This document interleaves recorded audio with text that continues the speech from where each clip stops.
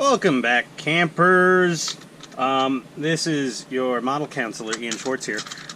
So we hit it with the Mr. Surfacer 1200. Let me pull that out of here. We just threw caution to the wind because I can't read Japanese. But I know this stuff, it's great primer for plastic. I love Tamiya primer, but for plastic. This gray stuff or the white stuff on metal just didn't stick like the clear stuff did. So, yeah, I wasn't expecting a lot from this, but the Tamiya primer literally would just a little scratch of the fingernails whacking on it, it would scrape right off. And as you can see, the finish held up very well. So, you know, it doesn't need to be 100% absolutely perfect because you're not going to see most of this here. It's all going to be covered with wheels and tracks and other good stuff. Well, welcome to episode 2, I guess. So we have our pre-built gearboxes, because way back when, the Japanese in general, or Tamiya, was like, these Americans, I don't think they can handle this. And then they gave us the gearboxes for the Sheridan. And holy crap, are those things fiddly to put together. And the modern gearbox for the 2A6 and the Abrams and Japanese Type 10, and guys, fill in if I'm missing one. I think those are the only 3 that use the modern gearbox. Either way, we had to build those. The Sheridan gearboxes are maddening to build. Really just maddening. I mean, you watch my Sheridan video, I figured out the system to do it a little easier, but it's still difficult. But I could have done this. You could do this. We could do this. We don't need this shit pre-built for us. Sorry, this is a little bit of a rant. But either way, it takes a little of the fun out of it for me, having pre-built gearboxes. But at the same time, it reduces my blood pressure and cursing quite a bit by not having to build gearboxes. We did our little exhaust stacks with the flash suppressors. We've got our little jack built. Okay. I started on the rear panel here.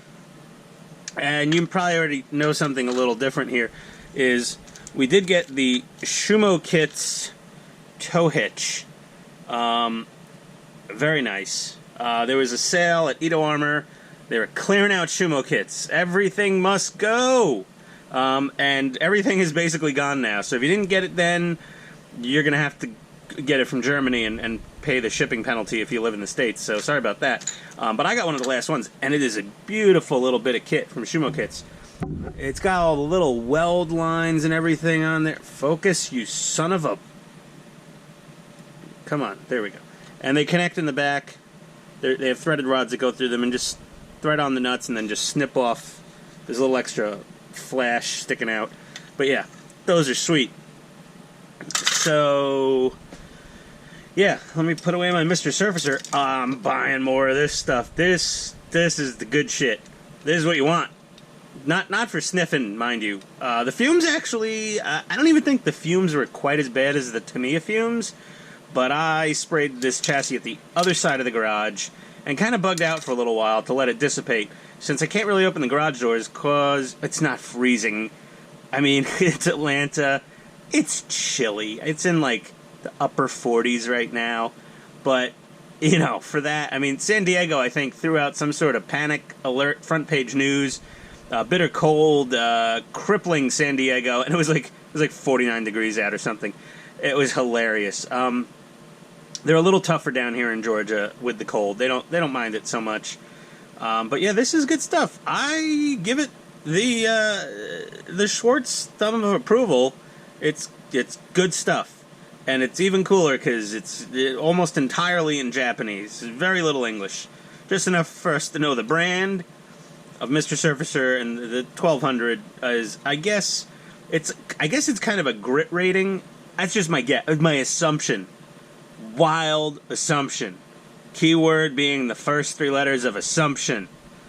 But 1200, in my mind, as far as priming, I correlate to automotive, and I would say it's the equivalent to a 1200 grit sandpaper finish, which, if you know your sandpapers, 1000 to 1500 grit is pretty damn fine. I mean, once you get past that to 2000, 3000 grit, That's almost a polishing paper.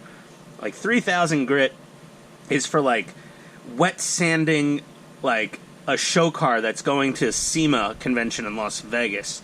Like that's, you know, the Chip Foo's overhauling, not even overhauling, like the stuff he really does for actual real money. That's, you know, so 1200, it seems like it's fairly fine. And I'll have to agree with it. The finish is extremely smooth with this paint. Very smooth, very little. I mean, if I painted in an actual paint room, I probably wouldn't have any grit whatsoever in this finish. I have a little grit just because I'm painting in a non, you know, dust controlled environment. So you're gonna get some fallout or foreign matter. Something about Mary, she had some foreign matter in the hair, which made the great style. That's an adult joke. But I marked all my videos on my channel not for children. Because this channel's not for children. First of all, does a child have nearly $1,000 for a Tamiya model tank? If you do, screw you, I don't like you already. You remind me of a couple of the kids I grew up with. I didn't have a Nintendo. I didn't have a Genesis. I had a Game Boy at one point, and then somebody stole it. Because that's the Bronx for you. Find the poorest kid and steal his Game Boy. Either way, adults only channel. I try not to muck up the language too much. There'll be a couple of mild ones here. Nothing hopefully triggering to any particular groups. But yeah, that being said, let's get to building and a little less BS about my potty mouth. I'm gonna put this guy away under the counter. It's like those cooking shows. You ever watch cooking shows and the chef just pulls something out from under there. Okay, and we have the dough already risen here. We're ready to make the pizza pie crust. Dude, you didn't even you showed us throwing flour and eggs in a bowl, and you stirred it for 3 seconds. You put it under the counter, and then your magic counter kneaded the dough and proofed it and made it rise, and you pull out, and there's the dough all ready to go. Because that guy only had a 30-minute TV show, and I'm making 17-part, 20 to 30-minute each YouTube episodes about building one tank. So I understand the under-the-counter trick, you know, with the pre-cooked and prepared ingredients. If I really felt like doing that, I could have built this all in sections and pulled I don't know how. The average age of my viewing audience, as far as my analytics, is 50 plus, 60 plus is a big chunk of them. So I don't know if you remember the Galloping Gourmet or Graham Kerr cooks, but yeah, he was notorious for the under the countertop pulling stuff out already done trick. You know, he was also the psycho that went from use 2 sticks of butter to you can saute these onions and peppers with 2 tablespoons of water. It's delicious. No, it tastes like nothing. Can't saute with water. Okay, sorry. Back to building. Be right back with the next part of this. Gentlemen, we've got some more German and Polish, apparently, goodies for you here. So, we've got the towing pintle with this little handly doodad. She's all attached. Focus! Alright. And then we've got these sweet scuhmo-kits rear side towing plates with Aber little shackles. Nice little weld seams everywhere. Beauty. I mean, you almost never notice it, but like I said, Edo Armor was having a sale, and they hooked things up pretty well with that sale. I think it was 20% off until they sold out. And sell out they did almost. They still have a few odds and ends left, but get them before they're gone, I guess. So yeah, this is that. I did not glue on the jack because this is going to get painted a completely separate color. So the jack and the bracket that 4.2 holds it on the back will go on after everything's basically painted. Taking a lesson, hard knock life learned from putting a piece on too early on the Japanese Type 10 and painting it hull color, and I went, crap, that's supposed to be painted, gunmetal or whatever, or iron or something. After that, the instructions, we've got a couple bits going on here. Bolt the rear plate onto the chassis tub. And then we're building wheels. Oh, rubber tires, my fave, totally. And I'm not sure which paint scheme I'm doing here, but let me put this guy down for a second. So we've got the paint scheme where the tires where the wheels are all camoed up, and we've got another paint scheme, which I really love this camo. I feel like doing this with the stripy things, and the wheels are just all solid one color. Then we have another one where the wheels are camo. Yet there are so many variations of this, and the photos from the historical archives of whatever museum they were at, they have the wheels painted solid, alternating colors. So now, well, I mean, just based on the fact, the Germans were really, I mean, by the end of the, not even the end of the war, but, you know, during the war, specifically closer to the end of the war, they had, this is only 3 of many, many paint schemes, and I have seen this model built in so many different paint combinations and paint schemes, it's bewildering. So obviously, before I put all those rubber tires on, I mean, I'm not, you know, putting on the tracks yet. We're not, I mean, we're just not going to do that, because you got to pin them in, and I mean, it's not a simple untension something somewhere and they could come off really easily, I don't think. So I guess my plan is get the rear panel on and then not put the rubber on the road wheels, and then I will assemble the road wheels, because you're really not going to see anything at the back. I could hit them with a quick coat of something, primer and some green. Really, the outside road wheels are what you really need to concentrate on, obviously, for paint. So I'll get these all assembled up so I can paint them. And I'm going to do some more YouTube research. But yeah, let me get this rear panel on real quick. We'll be right back. Hey, look at what we got on. She's on. She's good. A few screws. Little top plates glued onto little cargo bins back there. Looking good. Now, my favorite part of any model build is repetitive road wheel building. I think I've complained enough in previous videos about building multiple sets of the same exact damn thing, and it being somewhat soul-sucking, but at the same time it is rather relaxing. It takes your mind off your woes. You don't have a care in the world. Blah, blah, blah. It's all probably bullshit, but yeah, it's a pain in the butt. We're going to get building some road wheels. Boy. Okay, I'll be back, maybe tonight, maybe tomorrow. We'll see. BRB. Okay, so after wearing out my Tamiya by the way, these are great. These Tamiya, really fine. I've boogered these up a little bit, as you can see. They got a little chewy. But these things are great. You still have to sand a little bit. I sanded all of these. Don't start. Not fun. Get a sanding sponge. These are great. You can get a whole pack of them on Amazon or eBay for a few shekels. Yes, I broke out the Yiddish. Okay, so we're replacing the Tamiya supplied oil light bushings, bronze bushings, or whatever they are. We're replacing those with ball bearings. They're just shielded, not sealed. I don't go crazy because I don't bash my tanks through all the muck. So one goes in the back of this road wheel. And then we put the little plastic spacer guy on, and then we throw in the axle, and then we put on another bearing. Now the instructions call for grease. We don't need it. Don't need no grease. Badges? We ain't need no stinking badges, because we're using ball bearings. We don't need any grease. They're already greased. And since these are all ABS in particular, it says instant cement, you know, Tamiya with...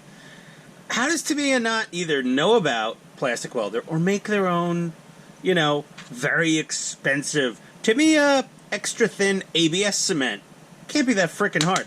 You know why? Because this will do everything that this does, plus this will do ABS and styrene, butyrate, ABS, and acrylic, lucite plexiglass. It'll do everything. I still use this on purely polystyrene parts. It's just fantastic. Come on, you can't beat the Tamiya glue. Maybe you can. It'll be in the comments if you can. But this, ABS, beautiful.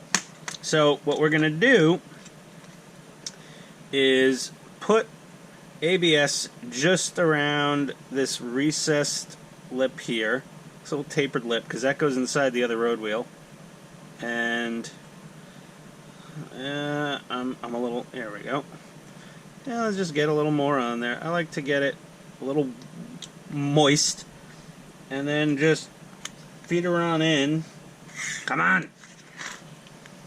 There we go. They're together. You can flip it upside down and press and hold for a small amount of time. And I'm only going to do this one in this order just because everybody's watching me. Sounds like a Michael Jackson song or something. So we're going to get a little more of this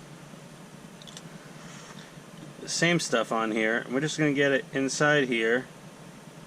And that's going to get our little hub on. And, oh, son of a... If my mom closed her legs as fast as I do, I wouldn't be here right now. Where is it? Son of a... Now I'm going to stand up, and she's going to fall... There we go.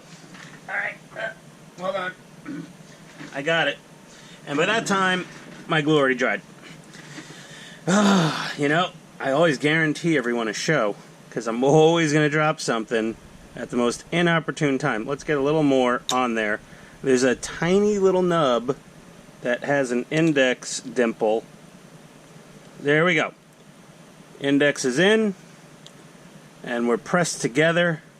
If you want to go a little crazy, you can throw a little more right here on the seam, and it'll wick in there, and that'll really seal her up for good. Reminds me of a Jerky Boys track. You remember the prank callers that actually released CDs? You remember buying CDs, guys? You do. Most of my audience probably remembers buying CDs. Hey, you go to like Nobody Beats the Wiz, or Strawberry, or Sam Goody, or Virgin Megastore. I'm talking all like, you know, New York, tri-state area stuff. Virgin Megastore, the Wiz, Crazy Eddie, or just the dude on the side of the street with all the bootleg in like somewhere, you know, questionable in the Bronx. There we go. So that is an exterior. Well, that's the big boy. And, yep, spins good. Means we didn't screw anything up. I wasn't expecting to. But, yeah, got a lot more of these to build now. So, unlike some, I won't bore you with that. I bore you with my talking. Because, well, that's, I don't know. That's my shtick, I suppose, and I'm sticking to it. There's the wife. It might be dinner time. Okay, I gotta go, guys. So, just imagine if, like, toll-free customer service lines existed in World War II. And, like, I'm just putting together the last... I'm gonna call it the inner road wheel. I mean, they're all outer-facing, but, you know, the interleaved inner one-y bunny. This builds up basically the same. You put glue in a different spot here. You know, more of our same stuff, ABS. But, you know, they're out in the field, and their Jagdpanther breaks down. You know, tankman will go, Heinrich, call tech support. And you go, yes, okay. Call tech support. Beep, boop, boop, beep, beep, boop, beep, boop, beep, boop. Thank you for calling the Jagdpanther manufacturing facility. ISO, none. For customer service, press 9. Yeah, that's what they'd get probably. These things broke down in the field quite a bit, as did a lot of the heavy German tanks. They were cooler, they had thicker armor, they had bigger guns, and they broke down constantly. Kind of like a BMW, or a Volkswagen, or an Audi, or Porsche.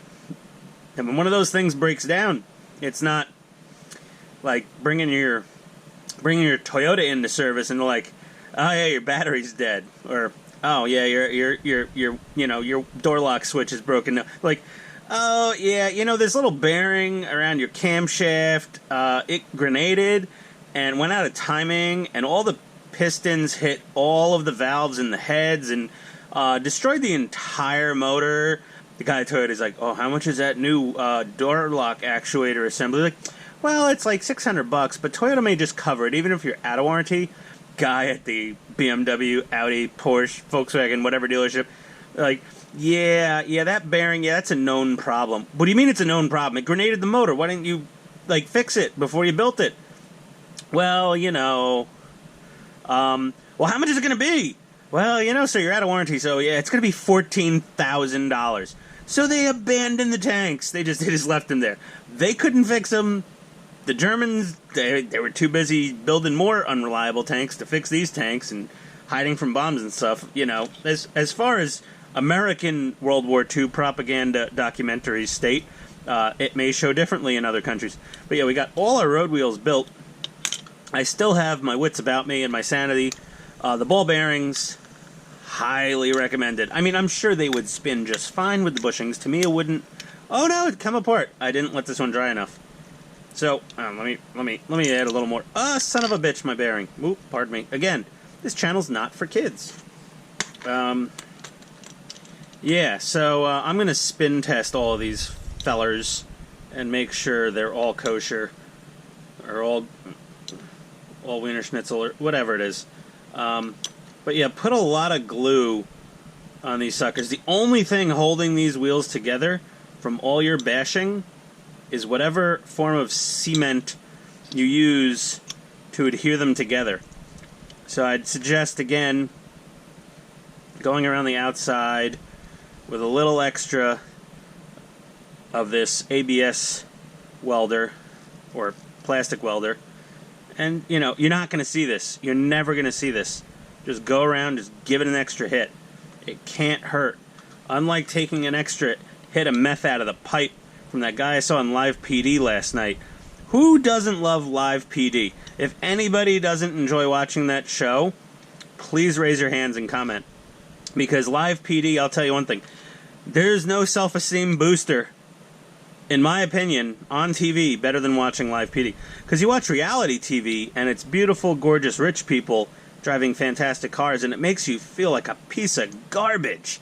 I mean, if you have any potential self-esteem, issues or triggers, you don't watch reality TV. But there is one exception to that rule, and that is my favorite real-time police reality show. And this is actual reality.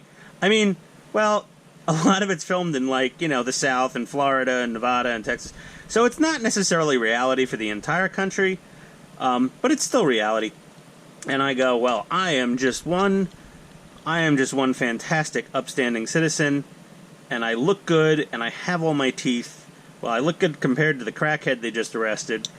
I have all my teeth. I have a driver's license that's valid. It's not suspended. All my taillights and turn signals work, and I use them whenever I deem fit. Yeah, this show's great. I mean, honestly, why are you watching me on YouTube? Go on and watch some Live PD, man. That show's awesome. Who doesn't love Live PD? But yeah, now, since I've made myself paranoid by spin testing one of those inner road wheels, and it just basically going kablooey on me, I'm like, yeah, let me add a little extra glue. But yeah, the only thing holding these together is glue. No screws. No screws whatsoever. So yeah, lots of glue. Ian's pro tip of the day. Laddies, a lot of glue. You think you got enough glue? Add a little more. And there you go. And we have 8 of those innies and 8 of these outies. These outies, these guys are pretty. That taper joint with glue on it, that I squeeze it together, and the plastic welder, you actually start seeing glue squeezing out a little. Let me find a good one here where I got some schmoo coming out. I'm trying to find one. Okay, this one, again, if we can focus. If you can focus, you hunk of probably built in China, designed in the USA, there, you might be able to make out a little bit of the schmoo that squeezed out as I was squeezing them together with all my might. So that, yeah, there's all our road wheels. I'm not going to call that fun. It was certainly time-consuming and peaceful. Music's playing in the background and all's good. But that's where we're gonna leave it here tonight. And the instructions, we do have the idler wheel. It's all metal. It has those taper bushings, the flange bushings. I don't have a bearing to replace those, but I'm not concerned with that. You know, one bushing in the whole shebang is not going to cause any friction. Then we got the rear sprockets, the drive sprocket, well, the front drive sprockets, front drive sprockets, transmission and gearboxes are in the front of this tank. Got those to put together. Now, I checked them out. I compared them to the sprockets that came with my aftermarket metal tracks, and they mesh in just fine. And I'll be honest, the Tamiya ones look better than the aftermarket ones I got. Same thing for the rear idler wheels. So I'm going to put on all the Tamiya stock idler wheel and drive sprockets, and I will attempt to put the metal tracks on this thing. I will. I'm not sure if they're going to work perfectly, but they were so cheap. If they don't work, I'm just going to sell them. I'll sell them on the forums or on eBay or whatever, and be like, here, they're supposed to be for Tamiya. I'm not sure. Whatever. They didn't seem to work. Use them on a hang along or tag in or whatever. So I think that's it for tonight, guys. I got to go up and eat some dinner, and I will. I don't know if this is the end of the episode. I'll leave it as a mystery. No. Yes? No. Maybe. I'm not sure. Yeah, maybe. Yeah, this is the end of the episode. This is the end of part 2. We've got wheels built. Let me go under the chef's counter, and these guys basically just, you find the flat spot, you line it up, you line the flat spot up with where the set screw goes, and you drop them in, and that's going to be that. And getting these in, oh my god, yeah, getting these in is definitely, okay, so, do we have to, what's the trick here? What is the trick? This was unexpected. Do we pull this up? Oh, what the hell? How are you supposed to get these all in? Oh my god. Okay, I'm gonna have to come up with a system here, because I'm not quite sure how I'm supposed to get these. I mean, seriously? Are you freaking kidding me? How are we supposed to do this? I mean, it says assemble the wheels and put the rubber on, and then you're gonna, I mean, you have to, oh, okay. Yeah, that's gonna be problematic. Yeah, I mean, nothing worth doing is easy, as they say. I got some bar jokes for you for that one. Okay, this one seemed to set down a little further. Is there an indexing? Oh my god, yeah, they're really not, this one sat down deep. This one did not. Oh my gosh. Does this guy go in any further? I don't know. Something seems a little squiffy here. Those, yeah, I mean, the depth is slightly-ish different. I don't know. Whatever. We're not there yet. So, we're gonna, oh my god, getting them off. They're all tied together. Oh my, wow. Okay, well, I'll tell you one thing. Putting the running gear on this tank is going to be the hugest pain in the ass that I've dealt with yet. But we'll get to that in part trace. Yeah, no gang signs. That's a W? No. Whatever. It's a 3. It's just 3. That's all it is, guys. It's 3. Part 3, we'll get to figuring this whole mess out and getting her together.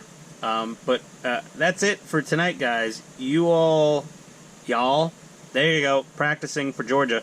Been here a couple years already. Got to practice the y'all. At some point, I'm going to go to the DMV. No, I'm sorry, not the DMV. It's not the DMV anymore. It's the driver DDS, driver something services. Department of Driver DDS, Department of Driver Services, not the DMV. And then when you renew your tax, you don't do everything at one facility here in Georgia. You get your license in one place, you get your inspection in another place, and then you get your plates in yet another place. So you got to go to one place for inspection, then, well, after you have your license, you get your license. That's fine. That's a standalone item. But then you get your inspection done in one place. Then you go to the tag office. It's basically the tax collector's office. You go to the tag office with your information, and they assess the value of your vehicle or make sure that you paid the tax when you bought the vehicle, and then they ask for a lot of money, and then they give you a license plate. Jersey got 2. I only use 1 normally. We don't like front plates in this family. Well, I don't like front plates. I'm a car guy. We hate them. Yeah, and they give you 1 license plate and a sticker and a piece of paper, and they take your money. You know, after you've been to 2 other facilities that have already taken your money. I'm like, listen, I'm fine paying what I need to pay for everything, but, like, at least just take it all at once and get it over with. Just rip that bando. No, you get 3 times you have to get bent over and your wallet rifled through by the state. And whatever. Okay, another rant. Welcome back to Georgia. I'm going to go eat dinner. Peace out, guys. See you in part 3.